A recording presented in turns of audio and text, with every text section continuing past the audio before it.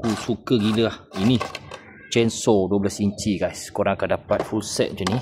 Ini aku beli asing tau. Cara nak pakai dia, korang just attach bateri macam ni, and then boleh terus pakai guys. Nampak kan?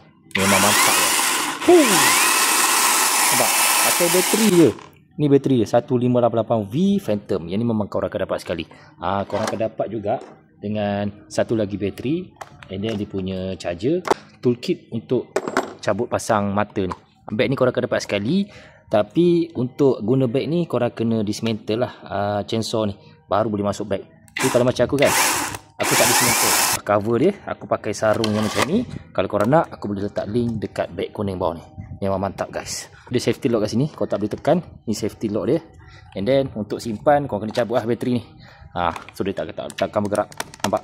So kalau korang nak kan chainsaw 12 inci, korang boleh tekan dekat bag kuning bawah tu, korang akan dapat full set macam ni tau.